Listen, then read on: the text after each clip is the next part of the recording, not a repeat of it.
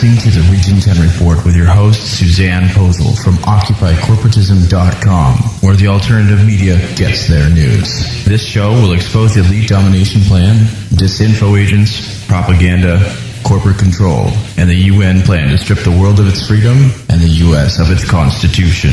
This is the Region 10 Report with Suzanne Posel, bringing you the real truth behind the news.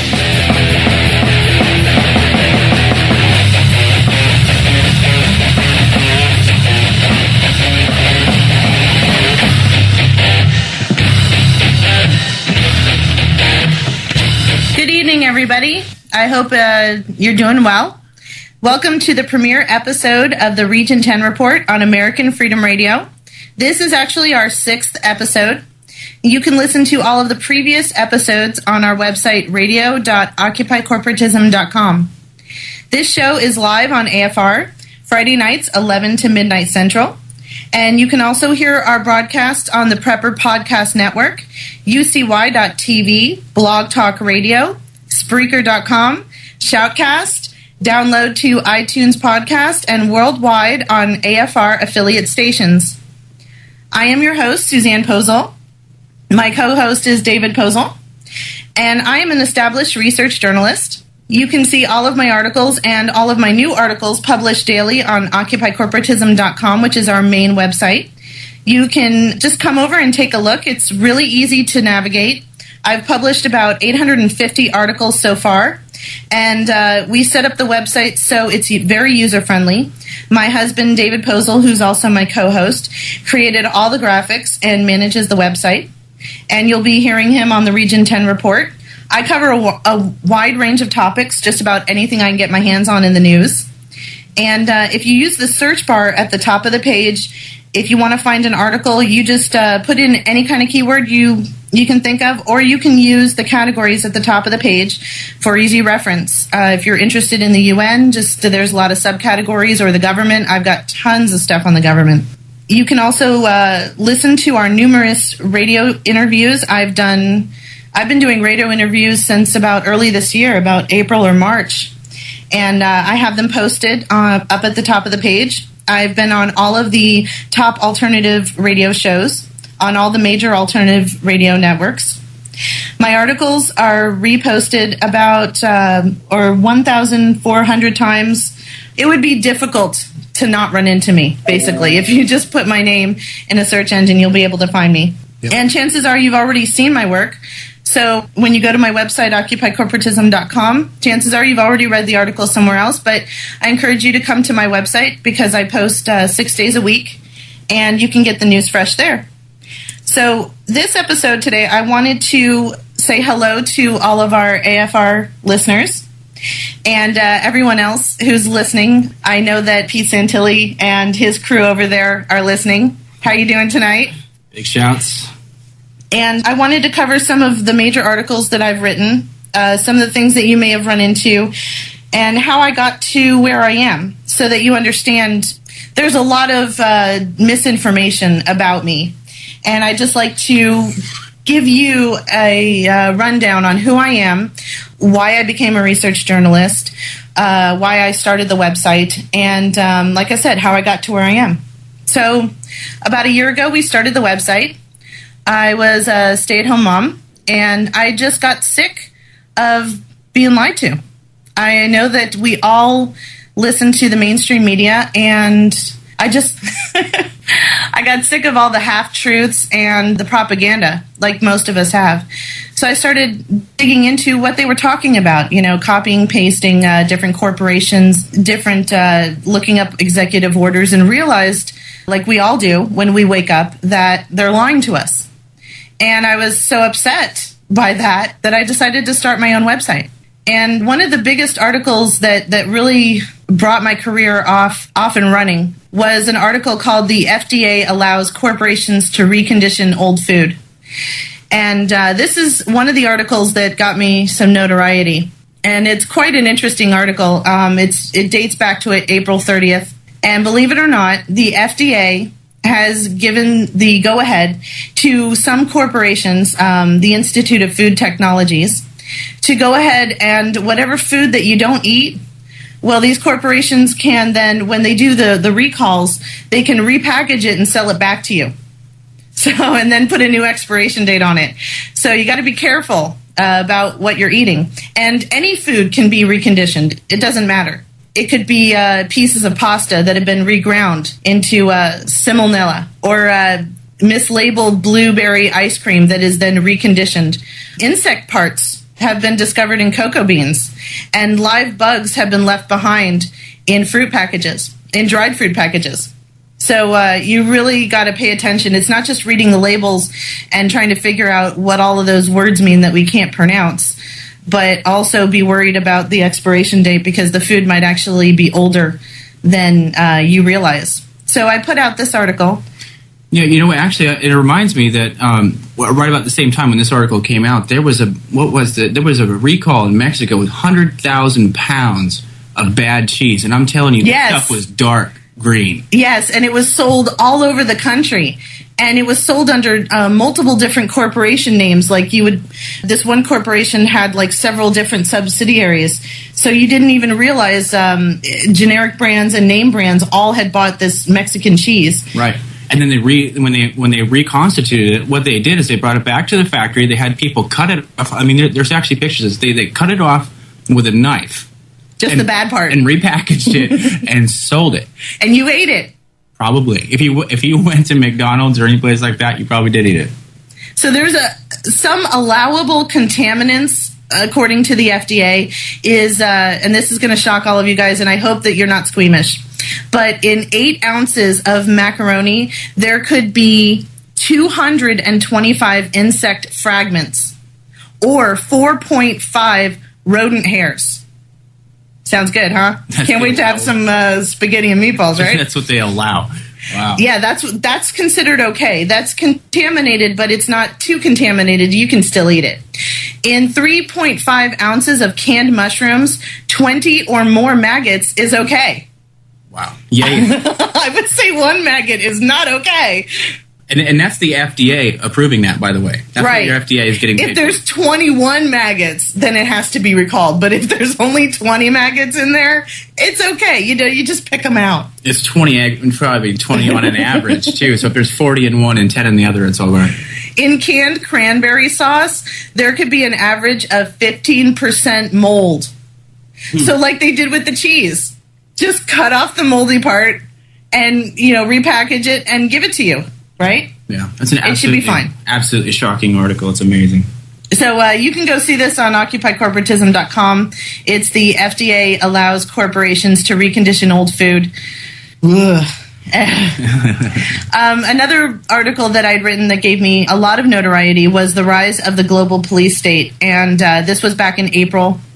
This article is a rundown of how the data mining has been collected by the NSA, the FBI, the DHS, and the growth of our police state. From when we saw police officers wearing button-downs and ties and slacks to paramilitarized police that use drones and LRADs and active denial system. Right, directed energy weapons. Directed energy weapons, just to serve you a warrant.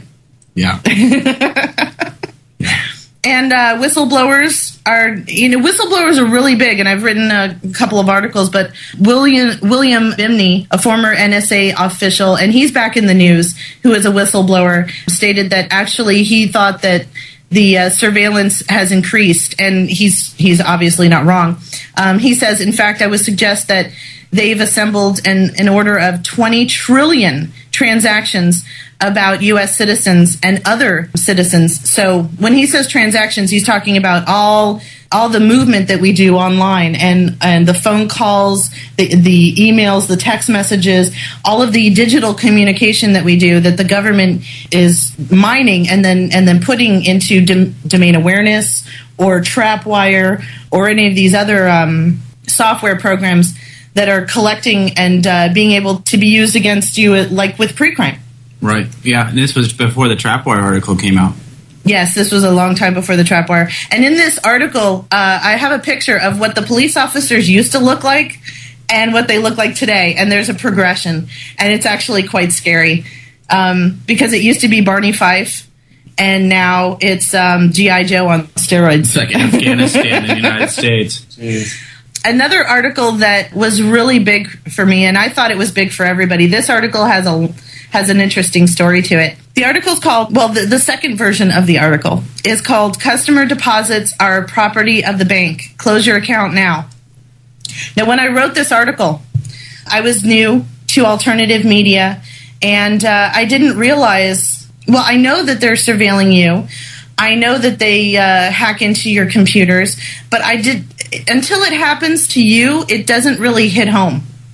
And so when I wrote this article, I let people know that this article was coming out, and that was really, really dumb of me because they hacked into my computer and they erased the original article, and that's the only thing that they took. On the hard drive back then, right now we have everything secure. So anybody listening, you can't hack into my stuff anymore. I learned my lesson. But they jumped my firewall, deleted this one article, and I was going on air that night on a broadcast to talk about the article, and I realized it was not on my desktop.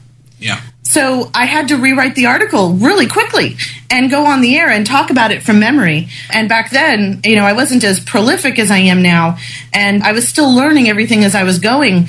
So it was very hard for me to talk about things and the way that I do now. I can remember things from months ago because we keep talking about the same thing over and over again, and the new developments just add on to it, and it's like a layer cake. So I had to scramble and rewrite this article. And then when I wrote this article and put it out there, and folks, this article went viral because they are doing not only using anonymous and other fake hackers, the NSA routinely, they have a program for it where they recruit people in IT technologies and various prestigious universities across the country to become homegrown hackers here in the United States. And so if you're getting a degree in that, you can call up Janet Napolitano and say, "Hey, can I be a hacker?" And she'll say, "Sure, yeah." So they sent a troll after me. And this was my first experience with a troll. Well, with a heavy troll. With a heavy troll. This was the because real thing. This article contains information that they don't want you to know. And so I encourage you to go and take a look at it on OccupyCorporatism.com. Customers' deposits are property of the bank. Close your account now. This article explains the Sentinel Management Group here. Court ruling, yeah. Yeah, the court ruling that came down in August 9th of this year, which basically said that when you make a deposit in the bank, as soon as you put that money into the bank, it's now property of the bank. And if the bank is insolvent, under duress, or in bankruptcy, which, by the way, folks, if you are banking with Citibank or Bank of America, they are insolvent. Not JP Morgan, but Morgan Stanley brokerage is insolvent. So your money, once it's in their hands, once you've deposited, even your private checking account, your CDs, your savings account, your IRAs, your 401ks, whatever it is, they can use it to pay off any debts or loans. It's their money, and they don't have to give it back to you. Mm-hmm. So when I put out this article, and it went everywhere instantly, and I got calls to do lots of interviews over this, and that was when the troll came. Yeah. And this troll contacted my hosting company, which I couldn't believe this. He wrote in a personal email a fake DMCA notice of takedown, and my hosting company accepted his personal email. Even though if you're going to write a DMCA notice of takedown, Digital Millennium Copyright Act, he claimed copyright infringement, even though there was no copyright infringement. First of all, none of his work is copyrighted. We went and checked him out on the USPTO.gov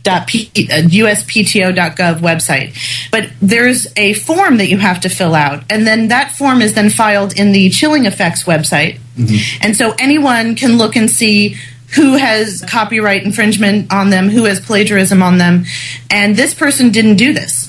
They just sent a personal email to my hosting company, and then my website was held hostage. Yeah, they actually took the website down. Yes, they took the website down. They held it hostage until I removed the article. And what I found out, which in my own ignorance, I didn't read the fine print. On my hosting company, which, by the way, folks, is one-in-one hosting. Don't host with them. If you are, find somebody else. You should host your own websites, to be honest. If you can afford to get a server. But it says there that they don't have to actually have any proof of the allegation. They just need the allegation. And so they held my website hostage. I agreed to take down the content because I knew that it had already been reprinted all over the internet. So the information got out, and that was what's important.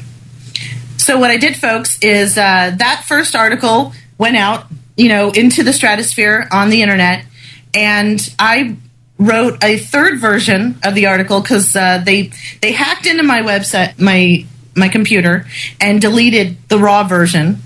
Then they sent this troll to take the article down off my website. Yeah, so we did what? So that night, I wrote a third version of it, and it's the version that's up on my website, and there's nothing they can do about it. I called my attorney. We sent the troll a letter telling him to back off, and I haven't heard from him since. We should give a shout out to him too. That's Scott Staffney, the Staffney Law Firm up in Washington, and I really appreciate his help. Yeah, he did some nice work for me. He's really a great guy. So anyway, we're going to get to taking a break here, and we'll get back with you guys in just a few minutes. Brand names of one corporation or conflagration, the most holy train wreck of all human history. Tell me how you feel.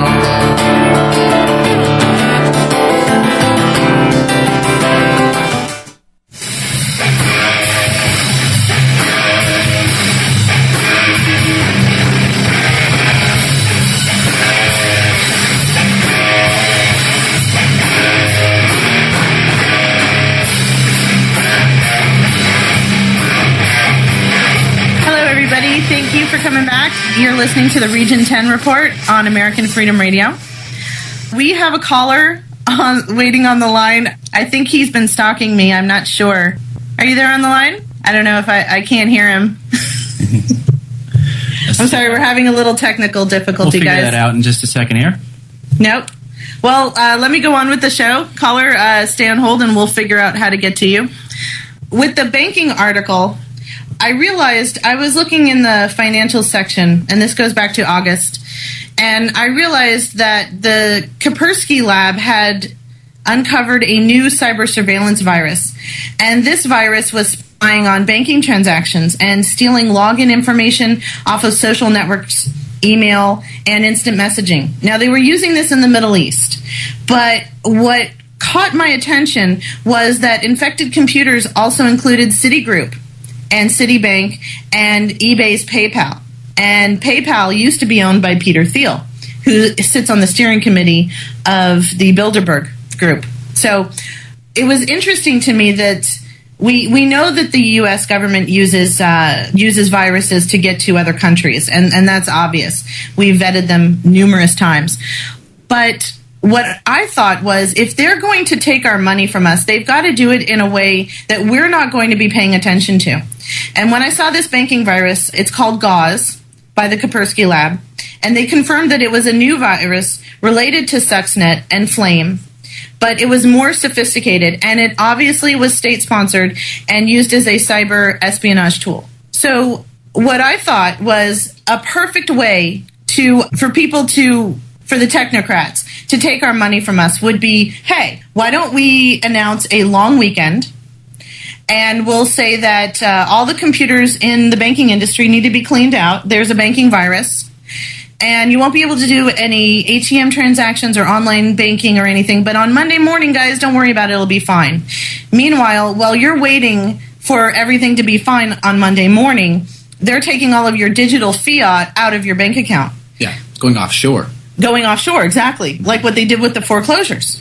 With the foreclosures, it's incredible. And that's why people need to pay attention to the $43 trillion lawsuit that I'm talking about on my website, that Pete Santilli on the Pete Santilli Show has been talking about. Because this $43 trillion lawsuit, in it, and I have it linked on my website, occupycorporatism.com. It's 858 pages. And folks, I read all 858 pages. But what was very interesting to me was when you signed that mortgage, all of that money went into an offshore bank account. And then every time you made your payment, it went to an offshore bank account. And then when they took your house from you, it was owned by offshore bankers. It's insured 6-1 against you. Right. And it was very likely that the insurance company was also owned by the bank that signed the mortgage note. So Bank of America started all of these insurance companies, and they would force you to sign up with that insurance company, but it was really owned by Bank of America. So not only did they take your mortgage payment and stick it in an offshore account, but they also took your insurance payment for the mortgage and stuck it in an offshore account. Yeah. Meanwhile, you're homeless. Right. You're living in a tent city. We're ready to take that caller again. Everything's ready to go. Am I live on the air?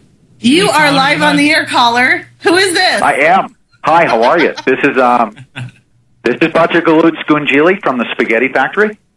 Oh, really? I love the Spaghetti Factory. I'm really concerned. Pizzas to a friend of mine. Do you guys make pizzas?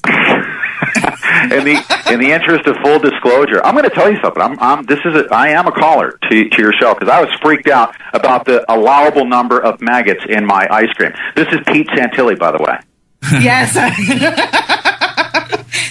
Yes. Isn't that disgusting? I mean, one maggot should not be okay, but if it's 21 maggots, it gets recalled. You know what? I'm not even exaggerating. I was seriously not. I haven't paid attention to food stuff. I guess.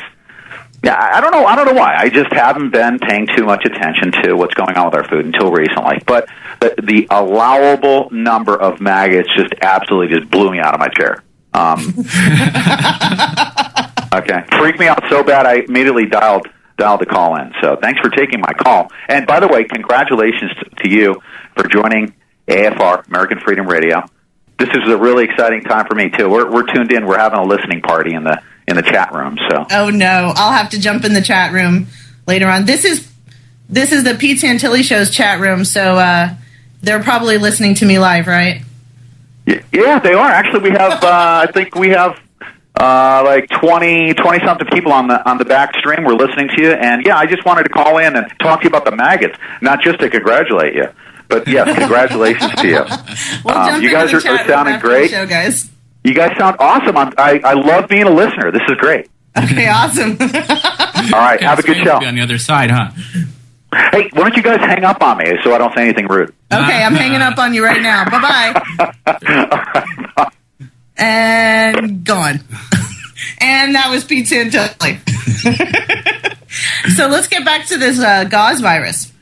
And this was pretty scary. And this is stuff that they did not want out there. No. And so this is why I had to write 3 versions of this article. And this is why I had to deal with this troll. And, I would not be deterred. In fact, the troll made me more determined to keep writing articles about this. And that's why I'm talking about this months later. And I still talk about it when I go on radio interviews when it comes up.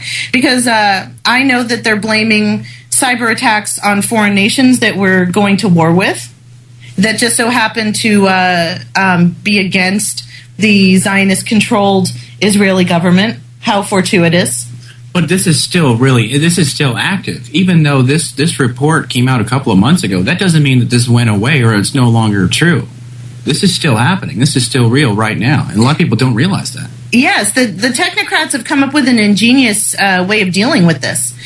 They are going to create, and they're in the works of creating right now, a separate network so that all of the banking information for all the major banks and all of their subsidiaries and all their little houses where they store their money, there's a separate banking network that you and I do not have access to, even though we bank with them. And they say that they need to set up this separate network to protect themselves from cyber attacks. How convenient. It's like the FBI foiling their own plot. Like with that gentleman Nafis earlier this year. They recruit him, they gave him a sheet of paper and pencil and told him what to say and write it down. They got out a video camera, told him what to say and videotaped him. They gave him all the bomb equipment, told him how to put it together, even went with him to the store to buy more parts. Drove him to the abandoned warehouse where he put it together and helped them do it. Drove him to the location where he tried to detonate it. And it didn't go off, and boom! There we go. FBI was there to get him. Yeah, that's really good. This is the same thing. So the Technocrats have control, and we see a huge going on with the UN and the World International Telecommunications Union, which I'm covering every day on my website. Also, the UN Climate Change Conference, because this fiscal cliff that we're supposedly going over with our shepherd, our communist-in-chief, Barack Obama, leading us over the cliff like the sheeple that we are, he's going to save us by taxing us on breathing. And the money that he's going to get by instilling these carbon taxes is going to offset the fiscal cliff that he's leading us over. I say we just kill the black budget. Stop funding all these drug trades with Afghanistan, and stop giving guns to Mexico and every other person that we want to make money off of, and start taking care of our own homeland. Oh, that reminds me of another article that I wrote. You know, anybody listening, I don't know if you know this, but the Taliban opium that we securitize over in Afghanistan, and then we sell to corporations, and then we take in the pharmaceutical drugs that they sell us. The pharmaceutical drug companies have been fighting to have it specifically Afghani Taliban heroin, the opium, because it's cheaper, because it's already in their control. Yeah. They don't want to have to pay higher prices to make their drugs. Wow. So that's really good stuff right there, huh? Yeah, next time you see a heroin junkie in your city, just think about that. Your government is paying for that and are doing it to you on purpose. Well, next time someone cuts you off on the road or someone acts really strange, just remember, most people, 1 out of 3 people that you come into contact with is on some psychotropic or pharmaceutical drug. And that is major narcotics that they're taking. Yeah, with no long-term studies whatsoever. They're mixing it with other pills. I mean, these doctors give you 4 or 5 prescriptions at least at the same time. They have no idea what's going to happen to you. Yeah, your doctor and your medical doctor, he's a drug dealer. That's all he is. He goes to conferences, he gets kickbacks, he gets vacations, he gets free dinners. He's always got free samples. Isn't that amazing? He goes into his closet in the office and he's always got tons of free samples. He can get you hooked on anything. He's got it. If you got a problem, he's got a drug for it. And he'll give you a couple of free samples and go home. And once you get hooked on it, he can write a prescription for you later on. But this is all drug dealing. But if you don't want to be on that drug, then he'll give you something for that too, because you're becoming belligerent. And then, when you actually get cancer from all this crap that they're giving you that's untested, well, then they've got another doctor they'll let you go see for that, Mr. Goldstein. Mr. Goldstein, exactly. So as I grew in alternative media, I started to notice some funny things. And I was very naive, and I didn't understand that some information is taboo.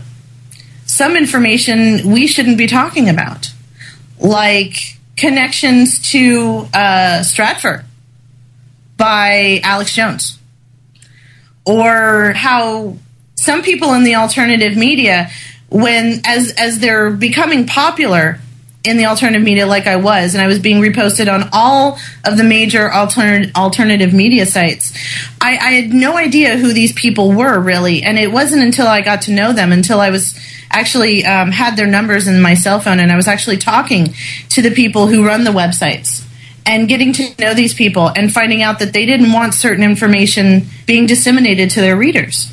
Yep. And they would ask me, go ahead and send me, or they'd sign up for my RSS feed. They wanted to know everything I published and reposted on their website. But I would notice that certain articles didn't make it to their website.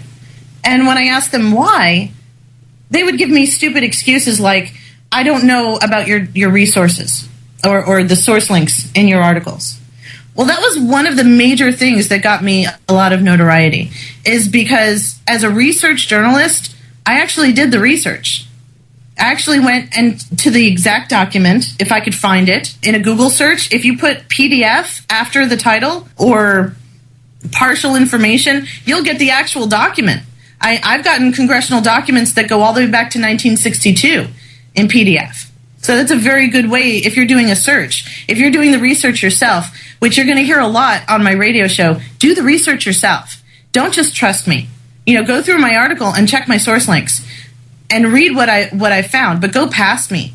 And folks, if you want to, at any time, admin@occupycorporatism.com, send me a tip. If you find more information than I've been able to find, or you want me to write another article about it or bring it up on the radio, admin@occupycorporatism.com, anytime. I always check my email. I don't get back to every single email, but I do read all of them. So as I was learning about alternative media and realizing that some of the information was being controlled in a very very sneaky kind of way. I'm not sure what word to use, but when the person who's running the website knows and they've seen the information that I got, the source links where I've got my information, and they refuse to publish the article, I thought to myself, well, if we're trying to be different than the mainstream media, and we're trying to tell people the truth, and we're trying to go past the propaganda in the mainstream media, why would anything be held from our readers or our listeners? Right, David? Yeah, and we actually have had people, that you might be surprised, the top of the top of the top. We've been on every major network, every major website. And you will be amazed at how they decide on what you will and will not learn about. Certain people, certain topics, certain things. You can't say Zionist. Absolutely. Well, you can on some and not on others. But then some of them will allow you to attack the bankers and some of them won't. And some of them will allow you to hit Alex Jones for what's really going on. And others say, no, I'm on the Alex Jones tip and I'm not going to say anything against him. Well, what do you have to gain from a guy who's completely compromised? I don't understand.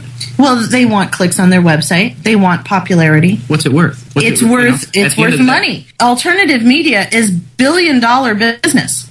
Billions of dollars are made in the alternative media. Well, if it's all about money, they should go and work for Sean Hannity or somebody like that and go sell out the way everybody else did. But to be honest, we need to give people somewhere to go to get actual information. We can't just do it. I mean, it's not just Occupy Corporatism and PeterSantilli.com, because if we're the only people out there telling the truth, what's next? Well, yeah, and you need to get your information from a wide variety of people. Yeah, absolutely. So, folks, we're going to talk about this a lot more on the other side of this break, and please enjoy this music. This is a friend of mine. His name is Blue X Baxter. Yep, you can check him out. He's awesome. Great man. We'll see you on the other side, guys.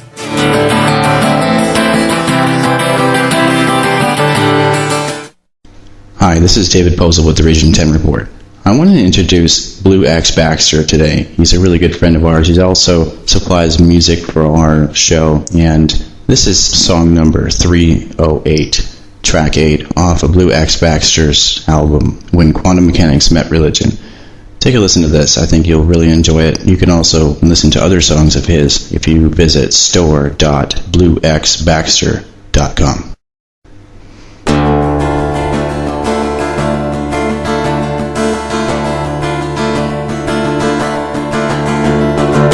Seeing how everything's roaming on endlessly, guess we can love by default. Hell, if I tell you my back's slowly breaking, you'll probably stand me on the wall.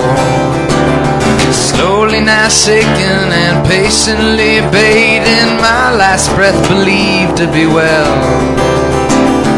Terrified blues and the patriots gaming and nationalists dodging a truce. Tell me how you feel.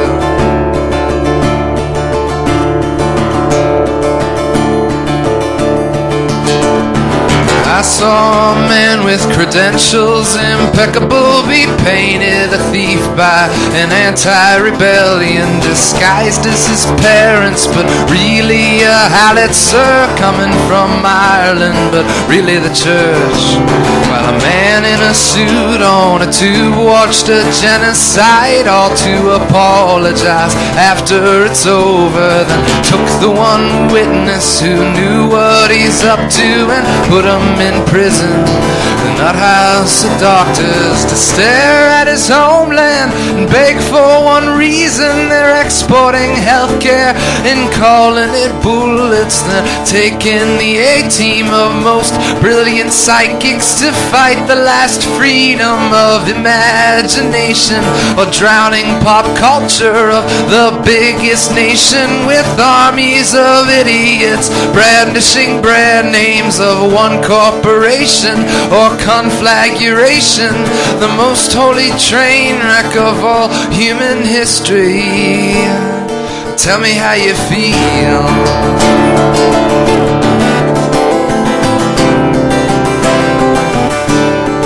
Tell me how you feel.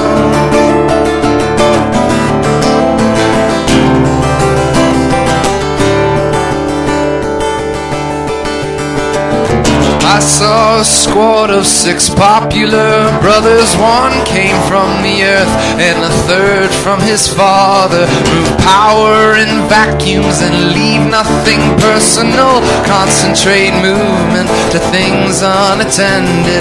Interpreted backward, perceived by the masses to be the godfather of all of the government. Why you forsake me, son? I am a bastard. You're much more than that. We must go to high water. The minute that I get there, I see the bronze statue, the goddess of war, in her glory and aptitude, graciously tracing my measure of poetry, tying my numbers, contractors, defense, and denying the times of the love were at ease, weren't at odds with establishment, iron war upkeep, while asking one question for answering it first, as the central intelligence eats the whole world.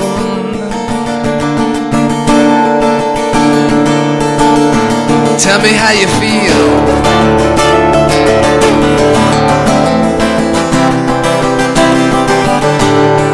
Tell me how you feel.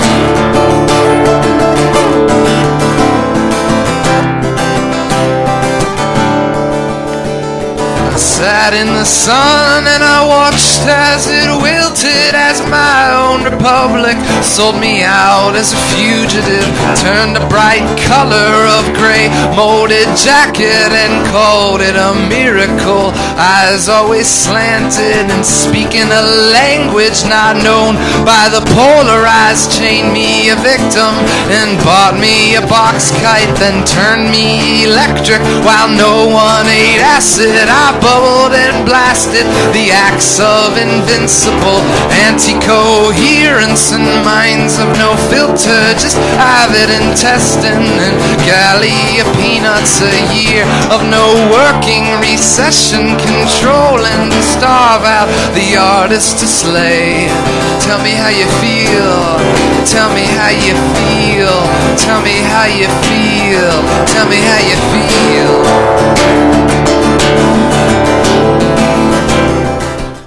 That was Blue X Baxter. Again, you can catch him at store.bluexbaxter.com. He's also on iTunes. Get an album. I think you're going to love it. It's absolutely money well spent. He's a wonderful man. I've worked side by side with him for many years, and he really gets it. That was the album When Quantum Mechanics Met Religion, track 8.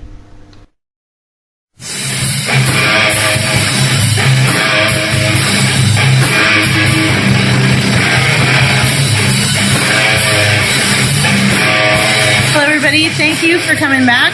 You have been listening to the Region 10 Report, and I have a caller on hold. I'm going to go ahead and take that. Caller, are you there? Hello, Ashley? Yes, hey, Sue. Hey, what's up? Oh, I just wanted to call in and just say a little something to your listeners about you and your husband. I've been listening to Suzanne Posel and David Posel for probably going on about 4 months now, almost. Boy, time flies. And reading her articles on Occupy corporatism, and what I have found out is that she is the best investigative journalist that this country has ever seen. Oh, gosh.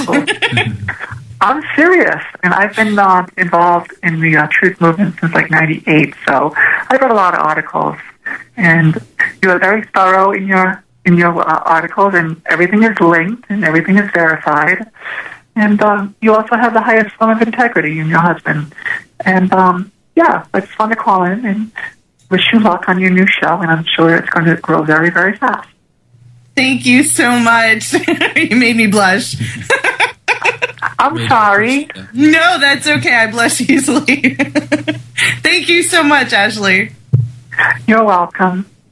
Well, I'll talk to you later, I'm sure. Yep, call back anytime. Bye. Yes, definitely. Okay. All right, bye. Bye. All right, everybody. Now that all my friends have called. I haven't heard from Bozo or Lynx yet. Yeah, Bozo and Lynx will probably be calling sometime soon. Let's go back to our topic at hand. So, moving through my experience with the alternative media and finding out that, unfortunately, a lot of the upper echelon of alternative media is no different than the crap that you get on the mainstream. Really. There's no difference to it. They're giving you half-truth. They've got a couple of people, like I was part of InfoWars. I was very excited. Alex Jones kind of inspired me to start the website, gave me the gusto to go ahead and get out there. I'm really, by nature, I'm not, I'd rather be a fly on the wall instead of the guy in the middle of the room commanding all the attention. But I feel so passionately about this that I've become the man in the middle of the room, or the woman in the middle of the room, making a big stink and, drawing attention to myself so that I can draw attention to the things that I write about and the things that I think are very important for us to remember as we're going through our daily lives. And so when I became part of InfoWars, at first I was very excited, but as I started to see the politics and the subversive ways that they take information and stuff it into a black hole and don't want to talk about certain things and don't want to use certain words, and a word is a word. The idea behind it is what's important, but it doesn't matter what you call it. It's still not right. There are people, call them what you want, who have decided that they're going to take over the globe. Incrementally, they're going to destroy all the sovereign nations on the planet. They're going to implode the fiat of all of these sovereign nations. Why? Because they print the money. The guy who prints the money doesn't care about money. You care about money because that's how you pay your bills. The guy who prints the money, not so much, okay? The guy running the government, he doesn't care whether or not the government goes under because he controls the government. You, on the other hand, who live in that country underneath that government, you care about the government. You probably care about it if you're under austerity measures. Definitely over in Greece and Spain, those people are suffering. They're getting rid of their children because they can't afford to take care of them. That was the most heartbreaking thing. And to find out that they're eating out of dumpsters because they can't afford food, that's bad enough. But I've written articles about this. Greece is rife with natural gas, oil deposits, and gold. Of course the technocrats want Greece. Of course they're imploding it. So it doesn't matter what you call them, but, some people don't want you to say certain words. Some people don't want you to call Patrick Clausen a Trotskyite. Some people don't want you to know that Alex Jones hires people who used to work for Stratfor. Some people don't want you to dig into their background and find out that they are tied to the Bilderberg Group, who claim to be investigative journalists. But that's another article that's coming out soon, guys. What I learned is that what we call trolls is really just a combination of our government, people who are in the alternative media who are trying to keep their clicks and trying to keep the money flowing because alternative media is $1 billion business. And then there's the idiots who are sitting at home whacking off to World of Warcraft in their mom's basement who don't know any better. And with this combination, I came to realize that it doesn't matter. I'm still here. The troll that they sent for the banking article, he didn't take me down, folks. You're listening to me on AFR. I'm still here. Why? Because of what I write about. Because how deep I dig into it. Because my source links are impeccable. And because I really want you to know the truth. Because I have 2 small children at home, and I'm not going to live out my golden years with my husband in an Agenda 21 prison shoebox. And my children are not going to live in some weird, crazy world where, Hunger Games and that's not happening. So I'm doing this here for you today. So I don't care about the trolls. You know what, trolls? Thank you so much. You help. Actually, I've gotten a lot of traffic to my website. A lot more people listen to my broadcasts on the radio and on the internet. Thank you. It's actually helped me out. Because when they go to my website and they realize that all the information, all the lies about me are not true, that all the information that they want to know is on my Facebook page, it's there, and you can correlate the information on my husband's Facebook page, and you can look and everything about me is readily available on our website. And since we've been doing the broadcasts, I'm very vocal and very honest about who I am and bringing my husband as my co-host, that's not only because he's a very knowledgeable person, but because I want you guys to see that we are actually real people. Yeah. And so it's very important because the alternative media, we're not scripted. We're not polished. We're average, regular people who are sick and tired, and we're not sitting behind, a vase signing online petitions. And by the way, folks, I don't have time to get to it, but, I might go into it a little bit here. I got about 3 minutes. Yeah. I wrote this article on a vase today, the lobbyist super PAC that masquerades as online activism. And this story is so big that I had to stop writing. And some stories are that big that I have to revisit it again. So I'm going to write another article about this. But folks, this is amazing. Okay, so Rikin Patel is the owner, the founder of Avaz. He is funded by George Soros. Avaz is classified as a 501c4, which is a super PAC. It's a lobbying designation. So they don't have to give out all the information about their financials. But what we do know is that they are supported by George Soros, and they're supported by, and some of the people who show up on their website as supporters of what they do and who work with them are Zbigniew Brzezinski, Stanley Fleischer, who is governor of the Central Bank of Israel.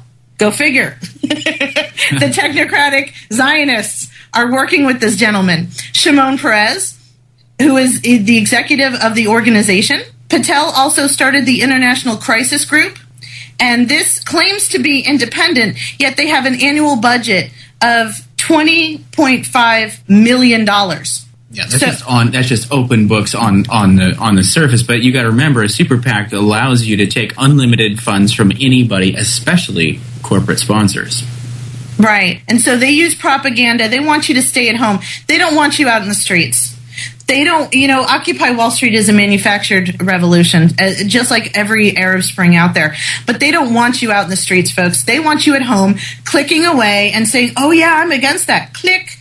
I'm against this, too. Click. Oh, I'm against that. Click. They don't want you to actually stand up and rise up and stop complying with the system, which is something I talk about all the time on my radio shows. And I'm going to go into that almost every broadcast because we need to stop complying with the system.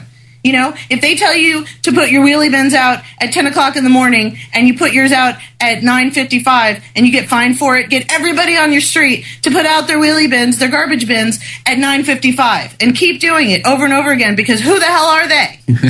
If you're going to go shopping and buy into the corporate consumerism for the holidays, don't shop at the big box stores. Go to your local vendors. Go to your small businesses, your neighbor who's trying to feed his family. Give him your cash. Trust me, he needs it. These big box stores, they don't need it. These Walmarts, these Targets, these conglomerates, they claim that they're local, but they really are like fascist dictatorships. Don't shop there. Stop complying with the system. If you know that the food is horrible for you, grow your own. Get to know your farmer. Buy a CSA box, community-supported agriculture. Get to know your farmer. Work on the farm. He might give you a CSA box. You get to take home real food. You get to be a real person, too, and meet with people that actually have a life and an opinion. And we don't need to be part of these, online clickivisms. We can actually get up and do something about this. And these guys actually troll, too. Exactly. They troll, too. Thank you, everyone, for listening. This was our first broadcast on AFR. But if you want to listen to any of our other broadcasts, radio.occupycorporatism.com. And we will see you next week at 11 Central to midnight on AFR. Also, you can listen to me on the Pizza and Tilly Show 5 days a week on AFR, pizzaandtillyshow.com. And thank you to No Messiah for giving us your music. And thank you to Blue X Baxter for giving us your music as well. And folks, we will see you later.